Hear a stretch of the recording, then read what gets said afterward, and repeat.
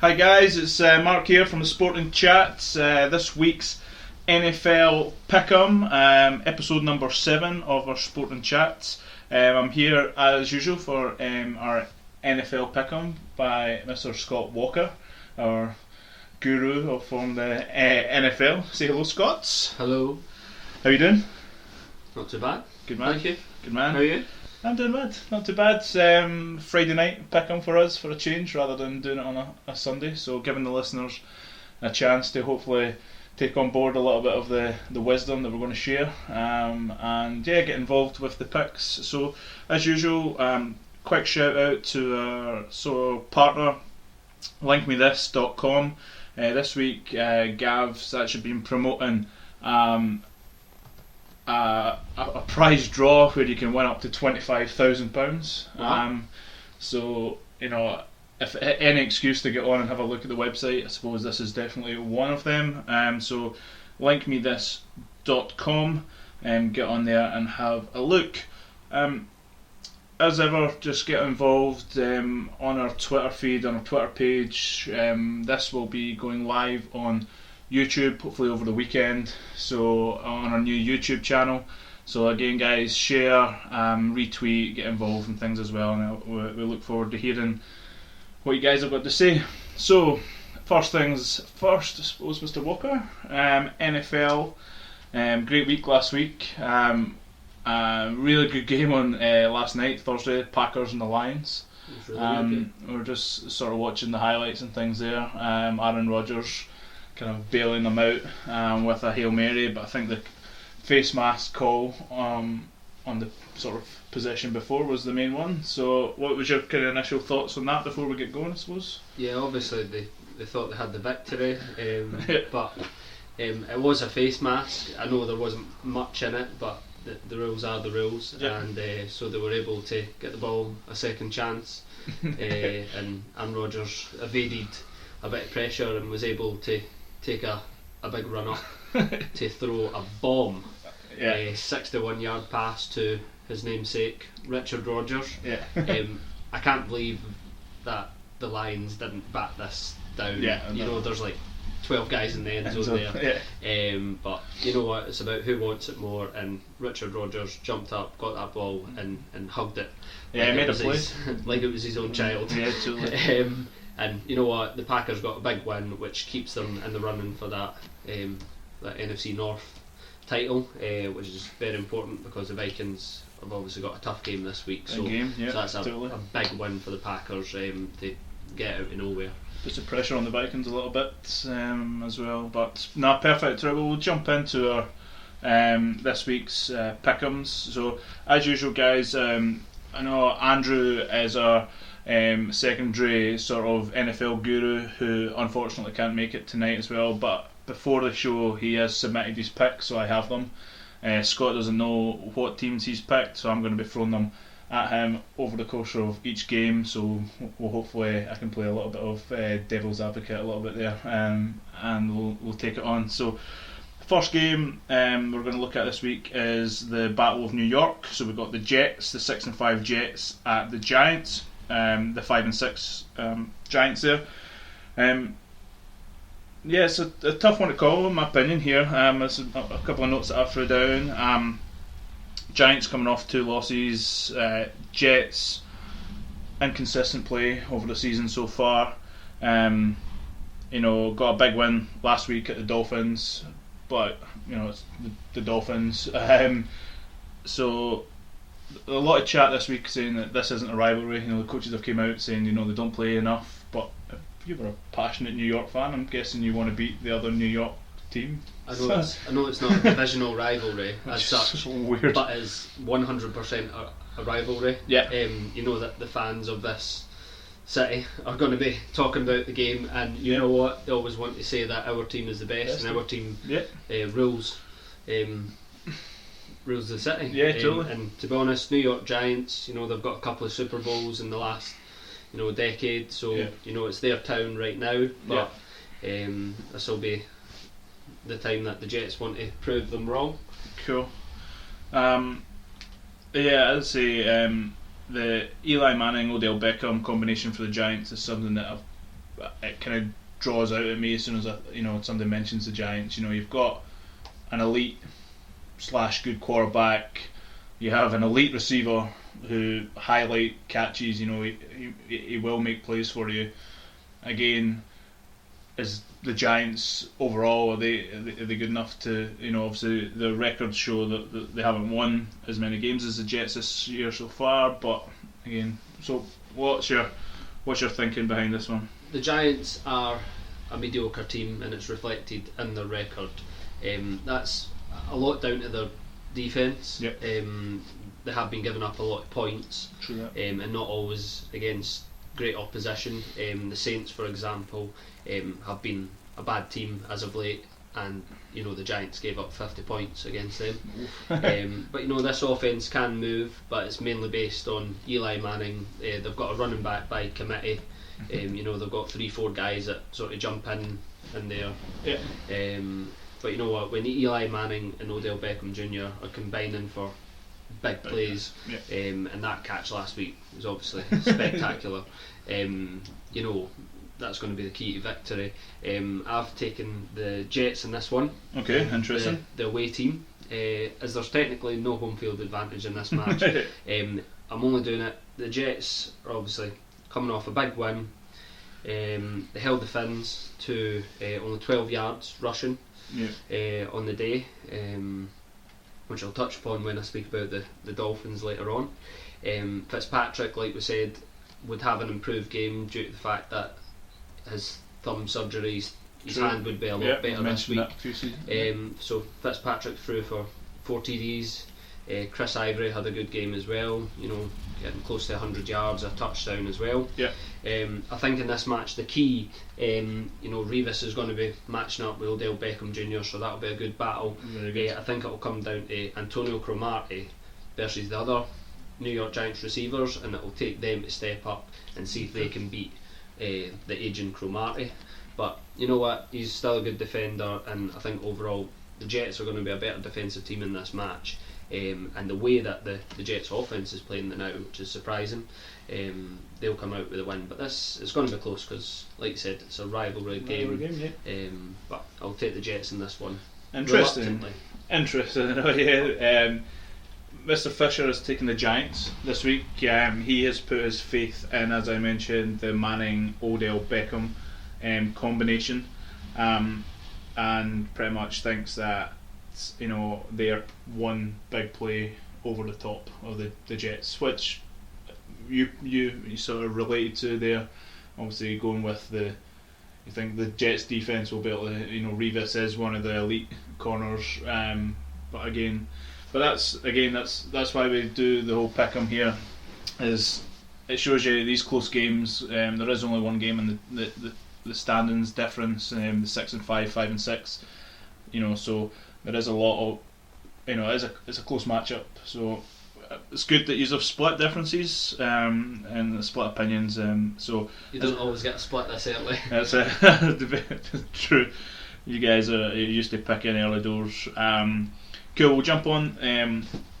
Moving on swiftly, as I said before, jump on Twitter, comment on YouTube and things, guys, and we'll look forward to hearing what you guys think about each of the games. Arizona, the Cardinals, 9-2 Cardinals at the 4-7 St. Louis Rams. On paper, this is, two teams pretty much going in separate directions in terms of the way the season's going. The Cardinals making a push for that sort of the playoffs and obviously have championship aspirations, I'm guessing. The Rams, on the other hand, are not. Put it that way, as simple as that. A couple of stats I would like to throw at you before you jump in. Okay. Carson Palmer, obviously we mentioned podcasts ago, passer rating extremely high the last few weeks, over the 100 for the passing rating. The Cardinals are the NFL's leading scorers so far this season, 32 points per game, and then you match that up with the Rams, who are pretty abysmal, is maybe the best way to describe that, with 16 or 16.9, 17 points per game.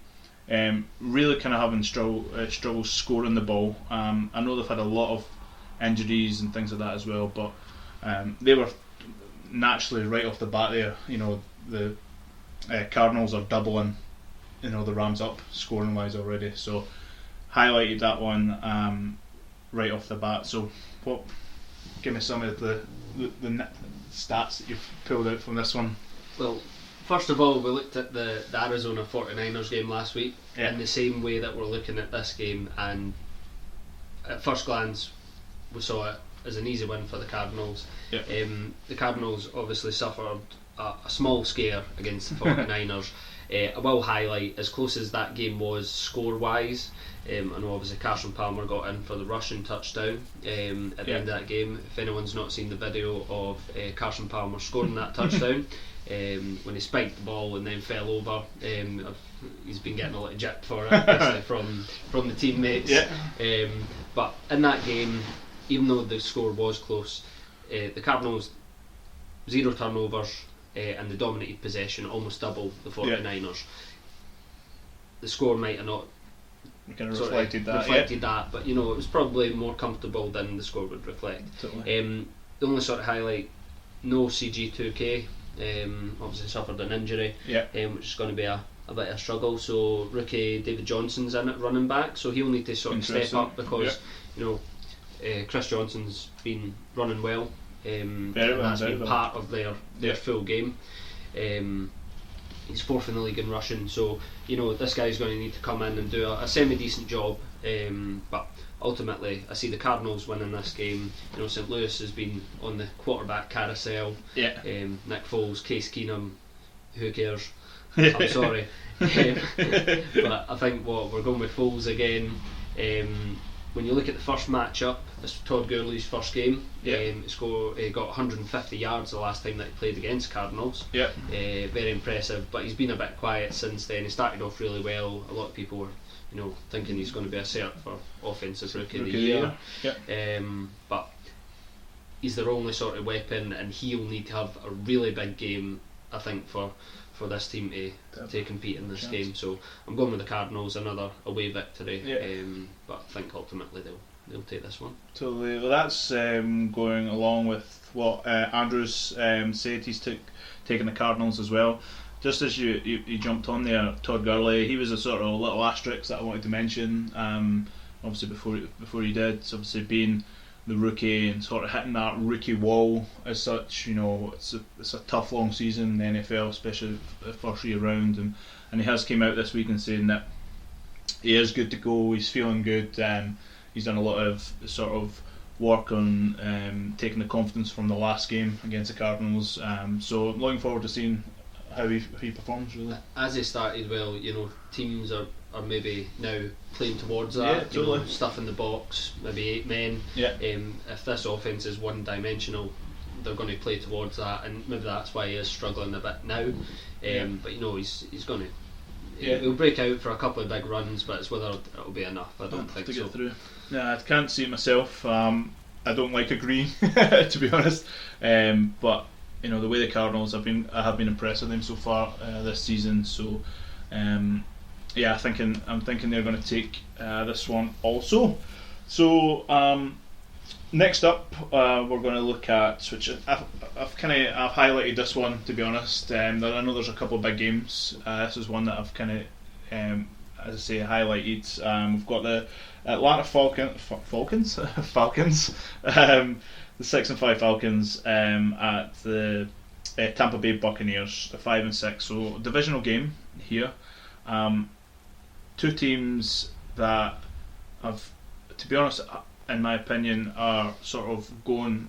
The Falcons sort of being there, seen it a little bit, pushed the last couple of years to be the champs, making plays down and to the playoffs, etc. The Bucs coming off a couple of dismal years, rebuilding, but have been a highlight of the season for me so far. And I've said that the last couple of podcasts we've done since I crushed my Eagles a few weeks back, that they've been really good to watch. Really, really tough. As you say, Jameis Winston still going through his rookie phase, but still making strides, pushing this team forward, especially with Doug Martin in the backfield as well. Both came lost last week on a close one against the Colts. Yeah, it was the Colts. Yeah, and the Falcons for me lost 4 straight. Seem a bit in a turmoil. So before obviously I look at what Fisher's picked, before I even hear what you pick, that was my little chat there about. I'm thinking I'm going to go with the young bucks, as they say, this week as my throwing my 50 pence in this week. It's a tough one to call. When the Falcons came out gunning at 5-0, you sort of saw them as a an offensive juggernaut, playing quite well and looking like a strong team in that NFC, and obviously be at the record that they're at 6-5 just now, it's really surprising. Totally. Every week you think they're going to turn it around, and you keep picking them, and you keep picking them, and it just doesn't seem to be happening. Tampa Bay obviously lost one last week. Shockingly, obviously Matt Hasselbeck, we'll get to him. The Colts beating the Tampa Bay Buccaneers last week. They held that team to field goals basically, which has been a big issue for Tampa Bay getting in the end zone. Totally. Last week, Atlanta, another 3 turnovers last week. It was against the Vikings, which is a very good defensive team, but Matt Ryan needs to limit those turnovers. He's been a turnover machine, and that's ultimately led to a lot of these losses. But that means that he's not getting protected by his offensive line, and they really need to sort that out. If they do that, it's a totally different game for Matt Ryan. Tevin Coleman's good game last week. If he comes in and basically lessens the pressure on Matt Ryan, he's going to feel more comfortable in there. I'm taking Atlanta in this one. Interesting. I'm taking this as the game for them to turn it around. It's a divisional game. It is quite important, despite those teams being 6-5 and 5-6 respectively. Both are technically in contention for that 6th spot in the NFC. So it's an important game, and I know that'll be reiterated from the coaches to the teams. Again, probably a close one. There's a lot of divisional games this week, so I think we'll be saying that a lot. But I've just got a gut feeling that Atlanta are going to get together this week, and I wasn't impressed by the offensive movement of Tampa Bay last week. So I'm taking the Atlanta Falcons. Nice. Well, Mr. Fisher is agreeing with myself and the young Bucks. He's taking the Bucks this week. Kind of looking at how they've played. I know they've came out this week and made a point saying that this is important. They have playoff aspirations, these young Bucks, which is brilliant to see in terms of young quarterback, young running back, and they are pushing with the thought. Talk's cheap at the end of the day, and they're coming up against, as I say, a veteran sort of Falcons team there. So looking forward to recapping this one with you after the weekend. No, I'm the same as you. I love watching a young, exciting, aspiring team. Up and coming in all sports. Totally. I think fan bases, they sort of fall in love with these teams and want them to do well. So it will be exciting, it will be close, but we'll see. That's it. Well, that's what it's all about. As I say, that's and that's the great thing about the NFL this year is that there is so many. It is a lot of games that have been really tough to call, and we've had a number of really close games. So long may it continue. It says it makes doing the podcast really good fun because we get to go back and forward on specific games and picks. So we'll jump on because the next game we're going to look at is a cracker. We've been talking about it pre-show here, doing that, and see what exactly Seahawks, and so we've got the Seattle Seahawks there taking on the Minnesota Vikings. So the Vikings 8-3 so far to start this season, with the Seahawks now over 500 at 6-5. Seem to be getting a bit of a roll going on at the moment, even with the loss of Marshall and Lynch a couple of weeks back, and obviously the loss of Jimmy Graham this week's going to be another big one for him. Injuries seem to, it's going to be a topic again during the cast. It's that Seahawks defense versus the run and attack of Minnesota.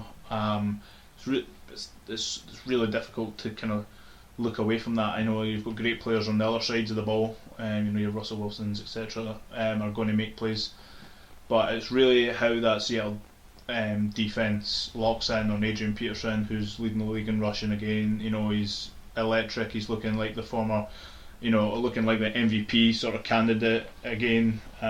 Putting up, he's pretty much carrying this team offensively anyway. For me, a little stat is the turnover battle. Both of these teams are on the plus side of the turnover battle, with Seattle +5 on turnovers last week, and the Vikings +3 last week with over turnovers. Surely, that's going to, fumbles, interceptions, etc. It's going to play a massive part. So, as I say, I've got to go with the Seahawks for myself here. As I say before I jump in, just this week feeling that I should get my 50 pence in, and I just think their defence will clamp down on AP and the rushing attack of the Vikings. There we go. You touched on it absolutely. The first thing I've written down, this game's going to be dictated by the defences of these teams. Yeah. These are the two top rushing attacks. Yeah. So you've got AP, and it is, the loss of Marshall and Lynch, but you've got Rawls in there, who's been playing pretty well. He burst out for that 200-yard game. Yeah. Last week, a gutsy win from the Seahawks. That game was back and forth, just like I was picking it. Hell of a game, yeah. Hell of a game. But they persevered and they came out on top. The Steelers stuck in that game despite the 4-5 turnovers that the Seahawks created. Yeah. But I just don't see this Seahawks defence giving up 150 yards to Adrian Peterson like they did last week. And this will force Teddy Bridgewater to step up. He's going to have to make plays this week, I think. Yeah. He's been quite conservative, and you know what? He throws these 150, 200 yards a game, doesn't turn the ball over. That's great when it's combined with Adrian Peterson running for 100, 150 yards. But if that offence isn't churning with Adrian Peterson, Teddy Bridgewater's going to need to do it. Players. I see a lot of stagnating in this pick. The two defences are playing really, really well. They've got two top rushing offences. Both are going to play well. So ultimately, I'm going to look at the two quarterbacks, and Russell Wilson. You know what? He's played in the bigger games. Yeah. And I feel as though they are on a bit of a roll, and they really need this one to take a jump and leap into that wild card spot. Yeah. Wilson. Last week, 345 yards, 5 touchdowns, 3 of which he threw to Doug Baldwin, who really stepped up in the absence of Jimmy Graham. It was a horrendous injury to watch, so I wouldn't advise. So I think, 19 points in the fourth quarter. Russell Wilson's gained a bit of confidence, 3 touchdowns in that quarter. I just think that he's got more confidence than Teddy Bridgewater in this one, and everything cancelling each other out. So I'm sticking with you, and I'm going with the Seahawks in this one. Interesting, nice. Well, Mr. Fisher has jumped ship, which seems to be the common theme today, and he's taken the Vikings this week, thinking that AP has got a huge game in him, and he's pretty much putting his hat on AP. Carrying that load against that tough Seahawks. He's certainly capable of it. Yeah. And you touched upon it, MVP candidate, definitely. I think before the season, or even as the seasons went on, this Vikings team's probably not getting the respect it deserves. No. And Cam Newton, Tom Brady, they're the big chat for MVP, but without Adrian Peterson, this Vikings team is nowhere. So it's a good point.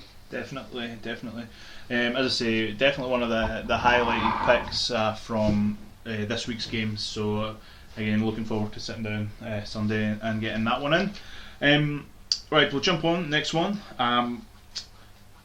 Maybe not a highlighted game after the star-studded event that we just spoke about there, really, but we have the San Francisco 49ers, the 3-8 49ers, taking on the 5-6 Chicago Bears. Now, the Bears came off a big win last week, quite a shocking win last week against the Packers. It's just it's difficult, with the Bears thinking, I think they got a bit lucky. I think the Packers probably took their eye off the ball a little bit last week, and that seems to be the common theme. They bailed themselves out, obviously, last night as well, but they're going up this week against quite a dismal 49ers squad.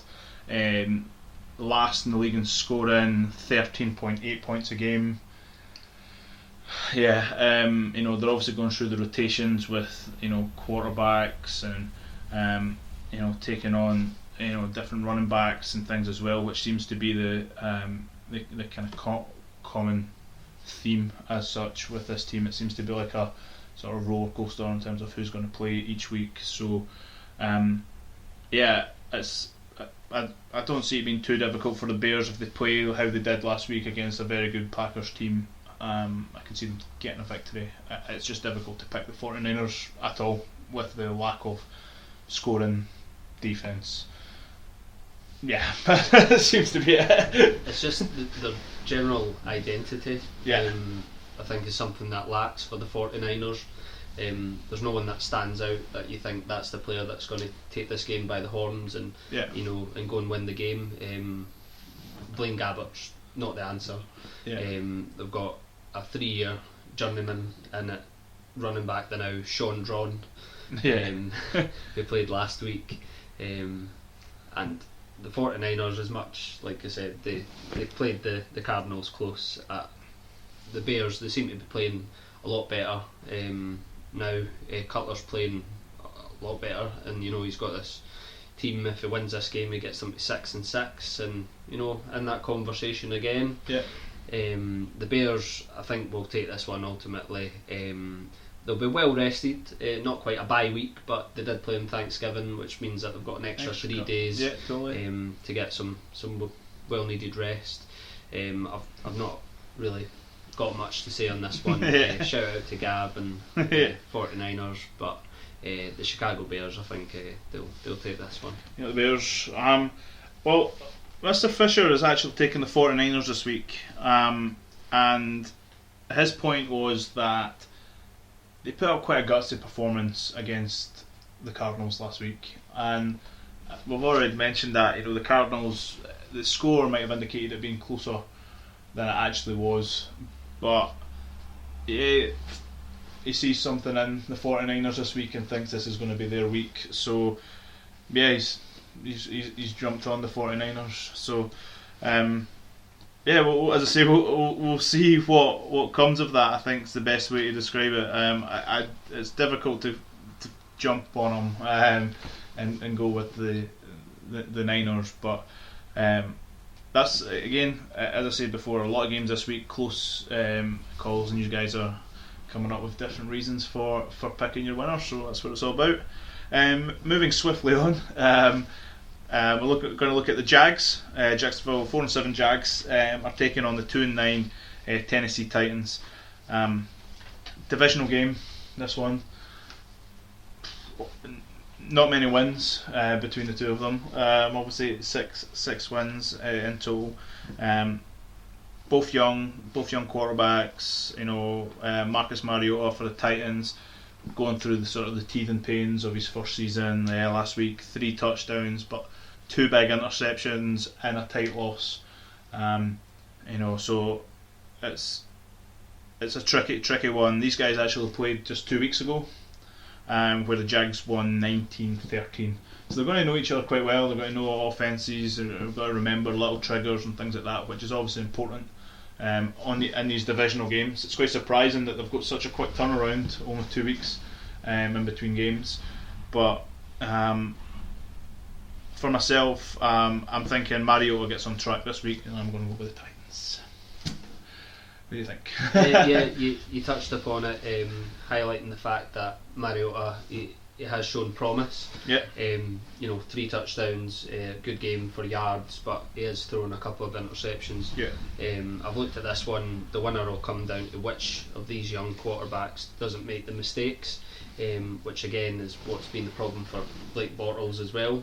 He's shown some good passing in certain games, but he tends to throw that costly interception. I'm taking this one the opposite from the first game, and I'm also taking the Tennessee Titans. They are at home, which, as the game's quite tight, I'll give the advantage to Mariota coming off a good game, but it's just down to the turnovers that he needs to limit. I think TJ Yeldon versus Antonio Andrews, the 2 running backs. Yeah. Again, whichever one of these 2 guys has a better game is going to help their quarterback significantly. Definitely. So both are young running backs, but they need to help out the young quarterbacks to do it. It's a difficult one to pick between these 2 teams, but I'll go with Marcus Mariota. Again, last week I mentioned that I think that they need to utilise him more in the running game. He ran for 1 carry, 7 yards last week. They really need to sort of create a couple of plays for him, because I think he's got the speed to create a couple of matchups and get out and run. Yeah, I remember saying that as it was a wee stat that I forgot to actually jump on this week. But as you say, both of these teams are building for the future. Seem to be seeing that quite a bit about the Jags over the last few years. But again, they're showing a bit of promise, and Mariota is showing some promise for these young Titans as well. Fisher's picked the Titans this week as well, so he's agreeing, which is good. And yeah, we'll jump on as it's again a very difficult one to call. Next game up, we're looking at the Houston Texans. 6-5 Texans are taking on your favourite 5-6 Buffalo Bills. The Bills. I've got a really cracking stat here. Beautiful. JJ Watt has more sacks himself than the Bills do as a team this season. That shocks me. This is Rex Ryan's defense. Yeah. This makes me happy. Yeah, I could not believe that when I looked into that.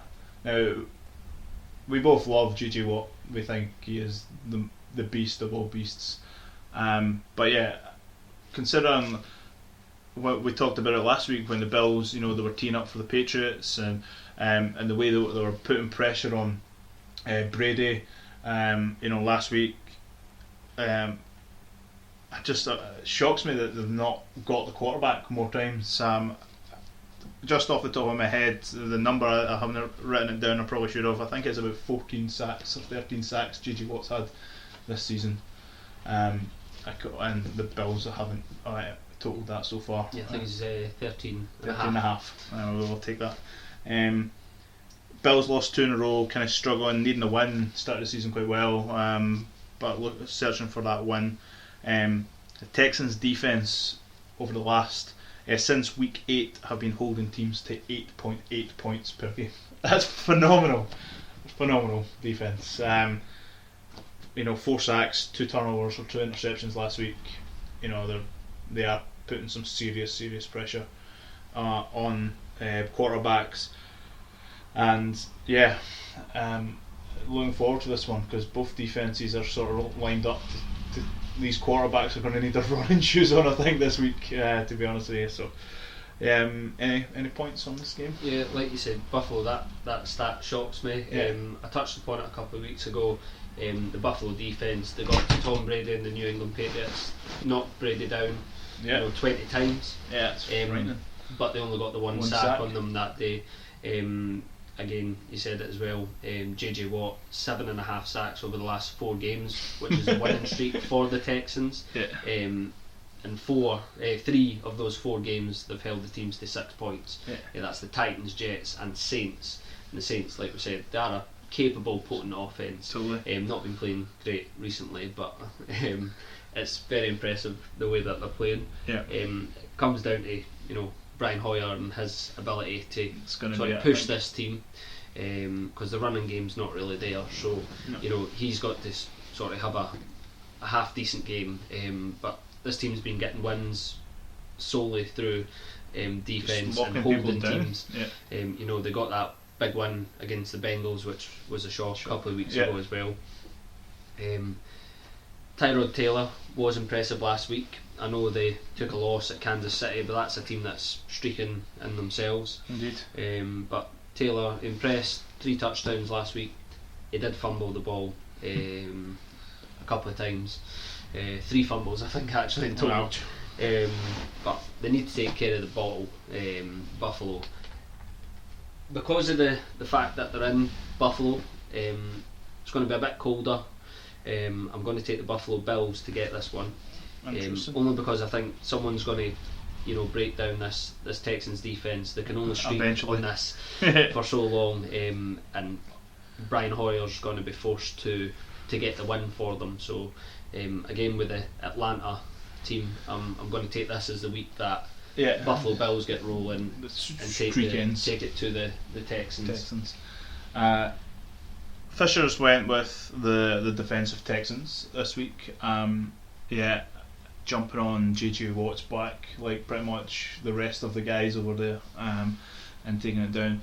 I think, as I said before, I think this is going to be really tough on both quarterbacks with the pressure, and I think, as you say, it's about Hoyer making plays for this Texans team, trying to get them over the hump. Sitting in the division just now 6-5, same one as the Colts. Pushing for that division title as well, which is something that we haven't really even mentioned. Obviously, a very close division here, but I think it's going to be. I think it's great. This would be one of the games that I think would be really good to watch in terms of just the pressure that the defences are going to put on. Yeah, I think Tyrod Taylor needs to utilise his speed, his legs, definitely. Similarly to Mariota. I suggest he runs left and not right, because JJ Watt is an absolute stud. He's the boss, and it's quite frightening how he likes to put his body on making tackles and things.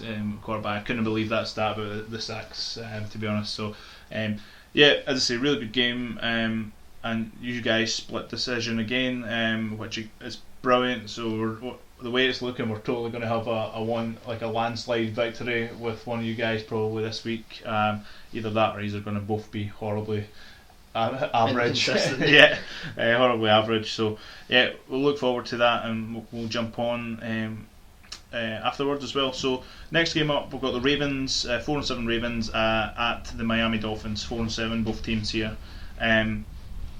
Ravens 2 wins, last 2 games. Dolphins 2 losses, last 2 games. We're going to touch on this Ravens win from last week. The Browns having a field goal with a chance to win the game. Blocked field goal, goes the other way. Ravens win. A bailout. You don't get many games that end in that way. Pretty much a certainty to get beat with a chip shot field goal. You would probably put your mortgage on most NFL kickers knocking that over. But again, gutsy win from and that's, I said that the last week on the podcast as well. But this Ravens team, they just, for whatever reason, they just seem to be able to bite down, and they kind of be able to take, their defense bails this offense out so many times, especially with the injuries as well that they're going to go through, or that they have went through so far this year. Very, very gutsy win. As for the Dolphins, a bit of turmoil this week, firing Bill Lazor, their offensive coordinator. Quarterback seems happy about that, to be honest. It feels like the chains are coming off. Do you think this will help Tannehill? Possibly. It's funny, earlier in the season when the Dolphins head coach got fired. Dan Campbell came in, and immediately they started looking better. Sometimes it takes that for a team just to get a fresh start. Possibly Tannehill will be able to call a few his own plays, with a new person coming in. You touched upon the Ravens. You know what, they got bailed out and they did get the win, but they were in the game. Schaub, a veteran, we spoke about last week. Serviceable back up, came in, and you know what, he was thrown to unknown receivers, Kamar Aitken. He threw 2 touchdowns, but he also threw 2 interceptions, so he's shown a bit of rust. He might improve this week because of that, a game in. But I think Miami will have a better game this week. They really need some help from the running game. Definitely. Lamar Miller, I said it earlier on, 12 yards rushing last week.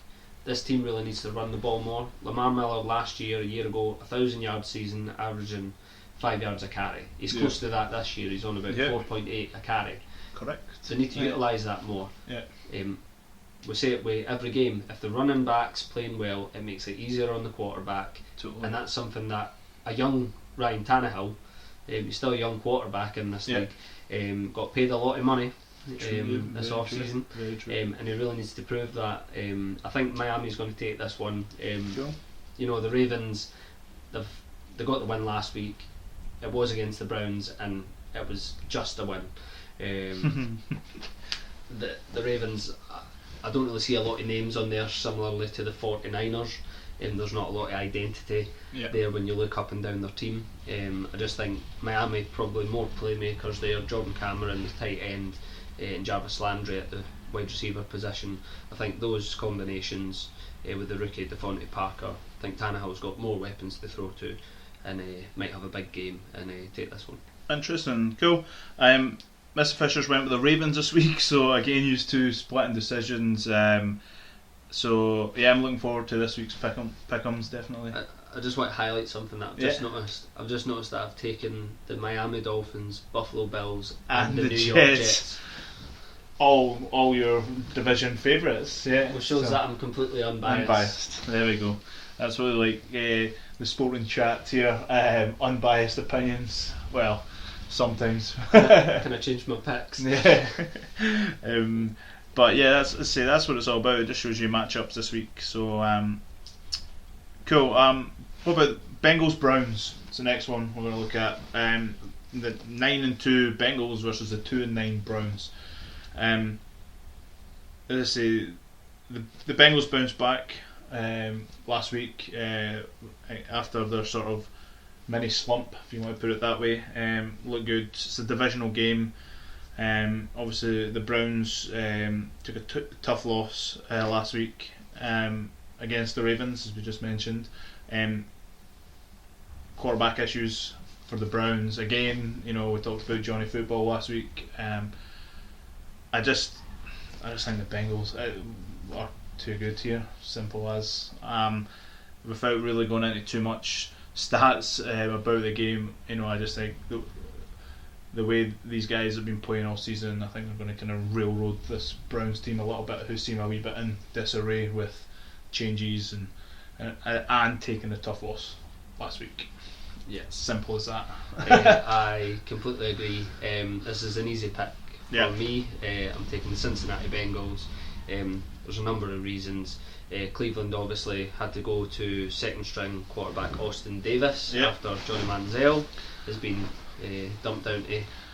Well, it just means Johnny's second string now. Austin Davis, he came in and done an okay job. He threw the touchdown to tie the game, drove them into a position to kick the field goal for the win, and unfortunately they didn't get there, but will be encouraging for him that he played quite well. This guy played 8 games last year for the Rams, did okay, but again just was in there because no one else was. But no, going back to the Bengals, everyone's allowed an off week, as long as it's not in the playoffs. True Mr. that. Dalton. But this Cincinnati Bengals team, I'll go back to it, are one of the most complete teams in the NFL. they've got a balanced attack between the pass and the running game. Yeah. And it's evident in last week's big win. You know, the St. Louis Rams, they've got a good defence and they're tip for that all the time. Yeah. But this was a complete game for the Bengals. Dalton 3 touchdowns, did throw an interception, but we'll waive that. Yeah. Hill running for 86 yards, AJ Green 2 touchdowns, Tyler Eifert up to 12 touchdowns on the year now with an extra one. Yeah. You know, that's a really balanced attack and a perfect offensive game for them. Yeah. Defensively, they also 3 turnovers, so they're balling there as well. Yeah. Just think easy pick. Too strong. Yeah. The Bengals will take this one, and I think it'll be evident again. A similar type game that will show this complete balance of this team, and I think they're going to be a scary team to face going into the playoffs. It'll just be a case of if they can get over the hump. If Andy Dalton just pretends it's not a playoff game. Yeah. But yeah, easy pick. And I'll be happy to know. Yeah, he funnily enough agrees with you, being a Bengals fan. Yeah, just thinks they're going to be too strong over the board. Just simple as, you know, nice heart and head going in the same direction, which is always a good one. We'll just keep rolling on here, I suppose. There's loads of cracking games to chat about. This one's a bit of an interesting one, I think. The 6-5 Chiefs taking on the 5-6 Raiders. As I say, again, I highlighted this one, another divisional game. Both teams on the rise, in my opinion. Both playing some, I don't want to say maybe attractive football, but playing some solid football. I've been really impressed with the Ravers. There we go. There's a Ravens and Raiders combo with the Raiders. You know, quarterback David Carr, and last week Amari Cooper at wide receiver was electric. You know, 100 plus yards receiving last week, and I'm really intrigued to see how they go up against a strong Chiefs defense. You know, and I think this one might be a bit of a shootout, if I'm being honest. This was looking at the game, you know, a strong, you know, 28 points each, you know, coming down the fourth quarter. So yeah, I'm looking. Let's say this is one that I kind of, you know, it's not your highlight reel teams looking at, but I thought this was going to be quite an interesting one. Looking at there, just looking down Mr. Fisher's picks this week, he has went with the Raiders this week. Okay. So he's looking to bring them up to 6-6 and drop the Chiefs to 6-6. What you got? Hard one to call. Yep. Another divisional game. Yep. This should be an easy one going into the game. The Chiefs are on a 5-game win streak, so it seems like a pretty automatic pick. But you know what? The Raiders have shown a lot of promise. Definitely. They're coming off a great win last week. You touched upon it. 100 yards for Amari Cooper, another receiver on the team, also 100 yards. So a big game for David Carr. But you know what? This Kansas City team just seems to be churning well. They're playing very well as a unit. Yeah. You know, not like big egos on there, which is helping the team come along. You know, Alex Smith, 0 picks over that period of the 5 wins. He's thrown 6 touchdowns. You know what? He never throws for a lot, but he doesn't turn the ball over. And that's number one job for the quarterback, is to hang on to the ball. So True that. I'll go with the Chiefs in this one. Interesting. Just in the fact that they're rolling well. I think it'll be tough because Oakland are playing well. And Definitely. And again, I look at this Kansas City team and I don't see too many big names. Yeah. Obviously with Jamal Charles out, Spencer Ware's been playing well and he had a big game last week, but you don't know if he's going to be up or down. Jeremy Maclin, obviously another good game last week as well, so he needs to have a big game and help Alex Smith out. Yeah. But yeah, I think Kansas City Chiefs will take this one. As I say, asterisk this one. Really good game. Looking forward to it. As I say, that's my non-NFL guru prediction of the week here, put it that way. I'm going with a shootout. I'm thinking this one's going to be, a good 20, 30 plus points each. So you can correct me if I'm wrong. I think for that to happen, whenever the Kansas City Chiefs have scored in that sort of higher points bracket, their defence has been a part of that, maybe a defensive touchdown or making a shorter field for Alex Smith to go, but you might not be wrong. Yeah, totally. And as I say, that's what it's all about in these games, divisional games as well. They're tough ones to call, and both teams will be fired up for it. So yeah, looking forward to that one. Next game up, we've got the 3-8 Chargers, the San Diego Chargers, taking on the 9-2 Denver Broncos. This is on paper, it looks like an easy pick for me with the Broncos. We've talked about them the last few weeks, just being solid even without Manning in the backfield. Their defense is taking care of business. Osweiler is playing well. Not great, I suppose, but solid. There seems to be a lot of solid quarterbacks in the league. And to be honest with you, I think the Chargers are more interested in the whole LA vote thing that's going to happen at the start of the year. And yeah, I just think it's. And you mentioned Rivers last week, and it was a great prediction you mentioned last week before we jump on that with the 40 plus passes, 41 passes I'm sure you said, we're looking through again.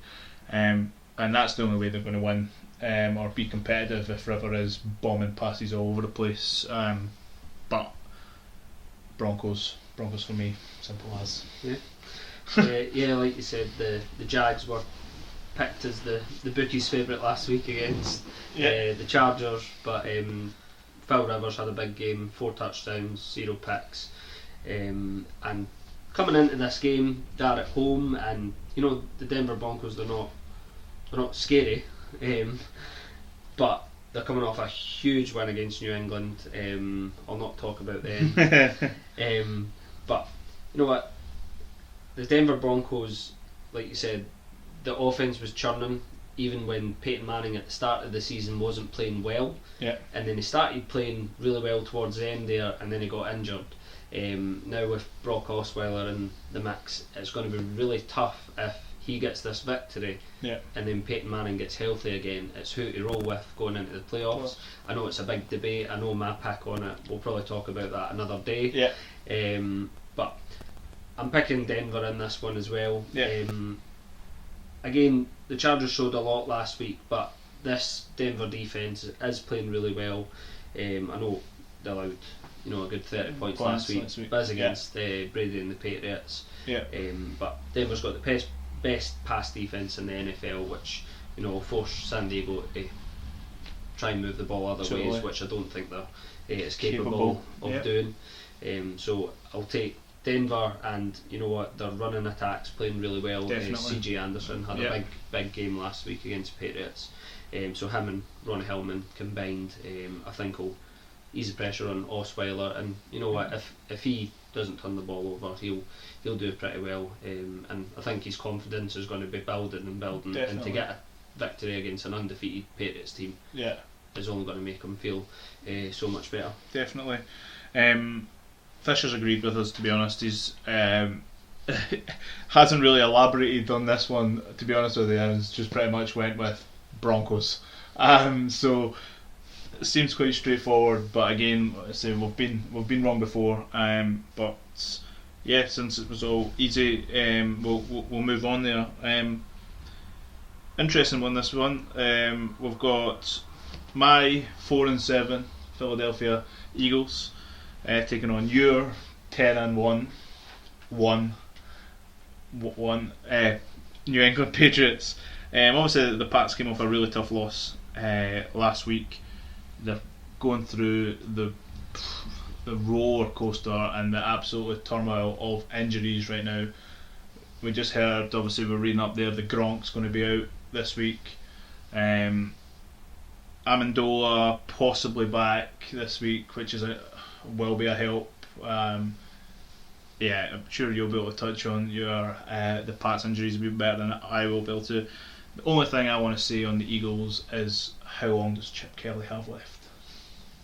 I think that's the question, to be honest, because I was last season. I was really I was really looking forward to this upcoming season. Chip Kelly, he's got such an expansive offensive sort of repertoire, if that's the best way. Comes up with a lot of creative schemes to give guys a chance to go and make plays. And it's whether the guys aren't making plays or if it's just not suited to the NFL game, I don't know. But anyways, simple pick for me. I think the Pats are going to roll over the Eagles. Unfortunately, that's head over heart this week. They're going to bounce back after a tough loss. Brady doesn't take losing very easily. So yeah, I think it's as simple as that on my part. Right, I think a fully healthy New England Patriots, this is hands down easy pick. Yeah. I think with the injuries that you've touched upon, it is going to be more difficult, but they still have number 12 in the backfield. With Dola coming back, that's going to be huge if he's back. If I'm not sure. The problem that the Patriots had in that Denver game was moving the ball in third down. Normally Brady's used to having his security blanket. True. Julian Edelman always there to move the chains. Yeah. And also Gronkowski, a big target. So they have both of them out. They've got Scott Chandler, who's capable of coming in. Similar size to Gronkowski. He's not going to play the same, but you know what? He's going to be a big body in there. But I think the key is Amendola needs to be back in that lineup in the slot to move the chains consistently. Otherwise, the Patriots are going to need to run the ball a lot more, and that's where I see this possibly going. I think LeGarrette Blount maybe getting a few carries in this game. They might go about the game a little differently. Chip Kelly, you touched upon it. There was a lot of excitement about when he came into the league. You know what? He had these picture boards. It was fun to watch, and you thought this is exciting. That's what it's about. Yeah.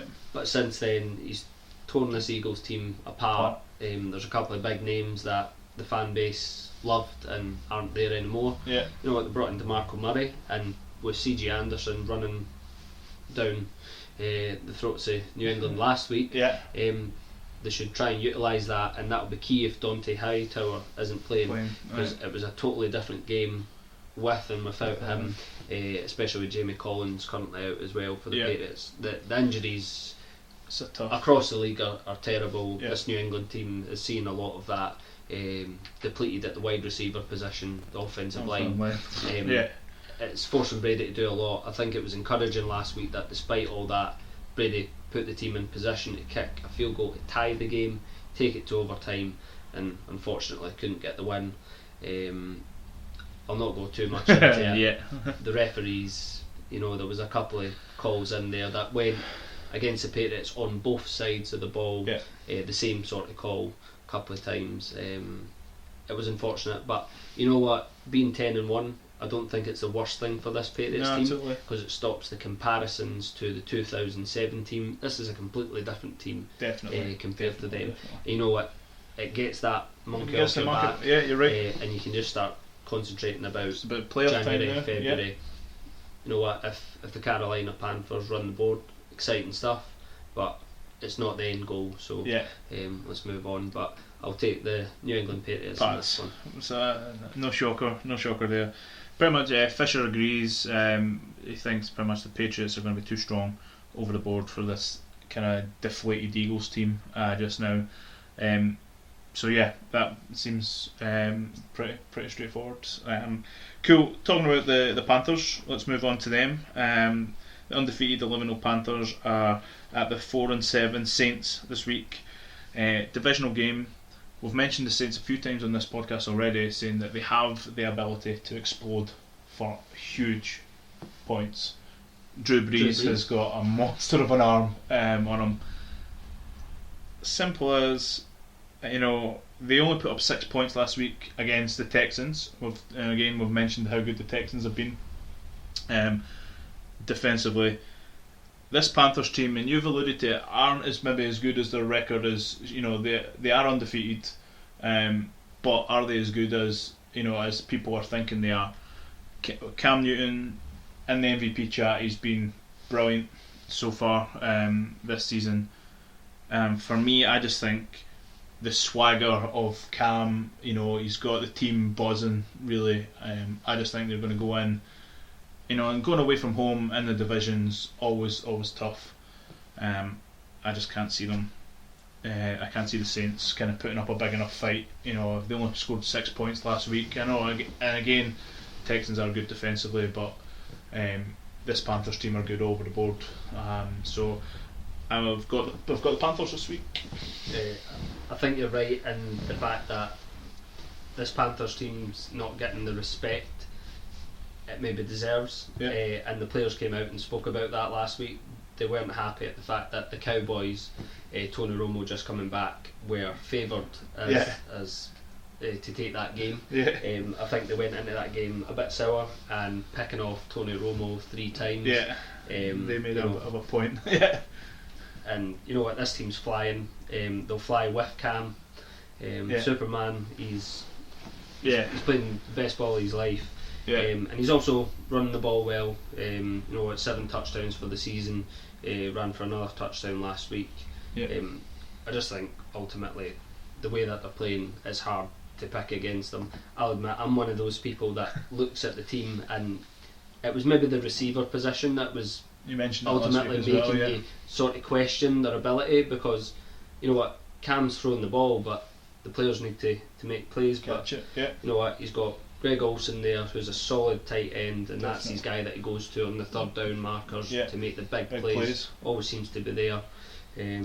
But he's got a rookie in there, Devin Funchess and Jericho Cottrey, who have a big game last week. He just keeps losing receivers, and that's why you sort of look at the team and you go, how far can Cam carry them? Because again, like Peterson, without Cam, this team is completely different position in that division. But the defence is playing so well. Brilliant. Keighley, Norman, so many playmakers. So I'm taking the Panthers, but like you said, this Saints team is capable of putting some points on the board, but it might be closer than people expect. But I'm going to start giving the Panthers the respect that they do deserve, and I think they'll move to 12-0. 12-0. Fisher agrees with us. The swag of Cam Newton just now is just kind of booming through this team. He's playing at such a high level, and as you say, he's still a young quarterback. He has made a lot of mistakes over the last few years, but there's something in the air with this Carolina team just now, and they're definitely feeding off sort of Cam's sort of positivity and taking it in the game. So looking forward to see if they go 12-0. Cool. Two games to go, I believe. First one we're going to look at here is the Colts and the Steelers, both 6-5. Quite an interesting game again here. Big Ben, we heard just reading through the Steelers site and things, will play. He's been limited in practice this week. That's a huge bonus for the Steelers team, especially Antonio Brown out there. Looking for him throwing the ball too. We looked at that with sort of the Eli Manning and Odell Beckham. Again, just having such an elite combination makes the team 100 times better. So having both those guys out is going to be it's going to be quite exciting. They put up 30 points last week and got beat against a good Seahawks team. And on the other side there, we've got Matt Hasbeck back in. The old man Riverwalk pretty much. A very tough game to call in my opinion. A lot of playoff implications here with very tight division. We mentioned that with the Texans earlier as well, kind of chasing at the Colts' heels here. So looking forward to this one. I've got Big Ben and the Steelers taking it myself. I just think he's, I don't know, I think Hasselbeck came out this week talking about, it is Andrew Luck's team. It's Andrew Luck's team. I'm just filling in for him. And to be honest, I don't want to start a quarterback saying that. I want him saying fine, Andrew Luck's out, but I've got what it takes to take this team forward. And I just think that's a bit deflating. And with Big Ben coming back in, I just think that sort of pulls his team up rather than the Hasselbeck sort of, don't worry guys, Luck might be here a couple of weeks time sort of thing. And I just think it's a mental game, so took the Steelers for that reason. I suppose a younger player might come out with that attitude. Matt Hasselbeck knows his role. True. Whereas a younger guy's got to be hungrier and sort of say that because he'll want to take the reins of the team. But exactly. Hasselbeck knows, he's got this year, maybe another year if he wants to play. Yeah. Someone will get him in as a backup. He's proven that he's capable of stepping in when someone goes down. Yeah. You say that Big Ben has to play in this game. Definitely. For the Steelers to win. I don't know if you caught Landry Jones last week, his highlights. No. Came in for a bit for the game. Mike Tomlin called a ridiculous play. Instead of taking the 4th and 2 run, they brought out the field goal team, in which Landry took the snap and threw an interception while looking for a pass to an offensive lineman. Wow. I may have to Google this. Ridiculous. Yeah. I think it was a terrible decision by a smart coach, a coach that I think is well respected around the league. Definitely. So, Mike Tomlin needs to play a smarter game in this one. Yeah. I keep picking against Matt Hasselbeck. Okay. Because I just keep looking and going, it's Matt Hasselbeck. Yeah. The Colts weren't overly impressive with Luck, and I don't really see how much difference Hasselbeck should make to that. Yeah. Maybe it's down to the fact that he doesn't turn the ball over like Andrew Luck. True. As Andrew Luck likes an interception. Just saying. Very true. But Big Ben, despite the 4 turnovers from the Steelers last week, he had a monster game thrown, 456 yards. Woo! You said Antonio Brown there. He actually got, limited by Sherman. Mr. Sherman, we did point that match So up last then week. I pointed out Martavius Bryant also goes for 100 yards other games. You know what? He didn't have the big game. Then this Marcus Wheaton comes along and puts up 200 yards on receiving. Okay. That means going into this game, you've got to be accountable for Antonio Brown, Martavius Bryant and Marcus Wheaton, who's became, a great slot target. Yeah. I don't know how you can mark all 3 of them, and that's why I'm taking the Steelers. Yeah. I think they'll put up too many points against this Colts team. Yeah. Vinatieri, 4 field goals last week, which stretched the score out a bit for the Colts. Yeah. They won that game, I think it was 25-12 against the Bucks, and a lot of that was field goals. They're not moving the ball enough, so if they're not putting it in the end zone, I don't see them winning this game, because I just think that Big Ben in this offense is going to throw the ball long a lot, and I think they'll actually win this one by a couple of scores. No, interesting, because Fisher's actually took the Colts this week, and jumping on the Old Man River walks back. Hopefully not too much, to be honest. Might be dangerous for Old Man Hasselbeck there. No offence if he's listening to the podcast. As I say, a very, very good game, and a lot of playoff implications in play for this one. So cool. Looking forward to that one. And our last game for this week's Pickem is another divisional game.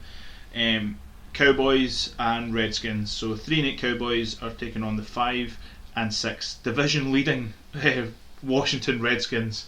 Didn't think I would have said that. My only point here, I know there's a lot that we could probably discuss, but no one wants to win this division.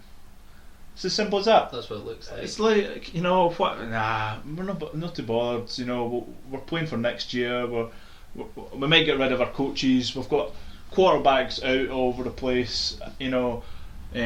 Tony Romo, unfortunately, again injured last week. It looks like a reoccurrence of the collarbone. It did take quite a big hit last week. So Matt Castle will be back in. Decent quarterback, but let's be honest, didn't really do too much when Romo was out. Des Bryant's back in the game, and to be honest with you, I think it's about time he shows up and kind of starts making people aware why he got paid 75 million, I think it was, his contract was. A lot of money, and I know that the receiver needs a quarterback to get him the ball, because they can't do anything without the ball. But so that's something I'm looking at for during this game, that Matt Castle should be making plays or trying to get Des Bryant, who is, in my opinion, top 5 receiver, top 3 maybe receiver in the NFL. He's electric. Definitely. Which is quite painful to say as an Eagles fan. But yeah, so as I say, looking forward to seeing the outcome of this game. Maybe not watching the game, if I'm being completely honest. Just be in the division. I think it could be quite messy. A lot of penalties. Both teams scrapping for the win. And yeah, I've went back and forward on this one, and I've just took the Redskins due to the fact that I think Matt Castle's not going to really pull his weight. Simple as. Really, that's it. I think that's the easy way to look at the game. I was one of the people who was excited about Tony Romo coming back. I think a healthy Dallas team for the full season here, it's evident it would be their division. In my eyes, the best quarterback in the division. Yeah. I know he had a poor game last week, but he's probably still suffering from injuries, and the best receiver. Yeah. I think it'd be their division. But they're looking from the outside in now. I know they're only a couple of games back, but I think the unlikely comeback is officially over. Dead. Yeah. Even if they somehow get the win here, I'll put them close. If the Giants were to drop one as well, but I can't see it. Washington, they've been up and down, but everybody's feeding off Kirk Cousins, and they are getting a bit of swag, and also think they're feeding off this proving people wrong sort of thing. You know what, they held a Giants team, which is a high scoring team typically. They held them out for 3 quarters. They scored 2 touchdowns late. One of them was that catch to Odell Beckham Jr., which not another receiver may have made. So you know what, the defence is playing pretty well, so they're at home, they know it's at stake here. They need to win this game, with the Giants possibly dropping one to the Jets, to get a lead on that division, plus with the tiebreaker against them by beating them last week. So I think the Washington Redskins will take this one, but it would be interesting if Dallas were to win this and see how that division starts looking. But Matt Castle, a lot of love for the guy, coming out of New England. Done a great job when he came in for Brady that year, but he's just a serviceable quarterback. You don't think he's capable of doing it, but he's got Des Bryant to throw to. Very true. If he's interested, he needs to remain very interested and try and keep the season alive, and that's the thought that the Dallas Cowboys have got to have. I know that's very hard when your quarterback goes down for the second time, and it just feels like it just keeps getting taken away from them, but I'll go with the Redskins here. Redskins. Fishers actually went with the Cowboys this week, so you have actually there was a wee celebration from Scott there. As I say, he's went with the Des Bryant effect. He's just thinking he's going to show up. Now, as I say, he is electric. He's worth the money that they've put into him, without a doubt. But as you say, he needs to show up. He needs to be interested, and if he makes these routes, correctly, and he is elusive when he gets the ball in his hands as well. But yeah, no, interesting. A lot of varied picks by you guys this week. I think it comes down to a lot of the divisional games, rivalry games. There's a lot of close playoff implications involved here. It's a hard week. that you're not going to go 14-0 on the picks here. There's too many variations and too many unknowns. But it'll be a really exciting game, exciting week for football. Definitely. No, I'm looking forward to it. As I say, we've done, our guys, you and Andrew alike, have been really consistent the last couple of weeks making picks. Well, it's one each in terms of you guys. We shouted that out in the last podcast there, and we're going to do that, and you're keeping pace with the Bleacher Report guys as well, and that's something that I'm taking on board. And any feedback, guys, honestly, if you've got any questions as well, get on the Twitter, jump on, even if it's for myself, or even if you want to shout out to Scott or Andrew, why on earth are you picking against my team, whatever it may be. You've not picked my team in the last couple of weeks. That's exactly what we want to hear from you guys. So guys, jump on Twitter at the Sporting Chat. We're on, as I say, this is going to be thrown up there onto our new YouTube channel. We're looking forward to getting some feedback. Comment, please. Share. If you've got Facebook, let us know. Honestly, if we're doing a good job, if we're not doing a good job, that's what it's all about. We're really enjoying doing the podcast so far, and these NFL Pickems are such good fun. So, Scott, thanks again. Thank you. And we look forward to going over your guys' picks this week, and we'll see how you guys do. So cheers guys for listening, if you managed to make it through so far, and thanks from the Sporting Chat.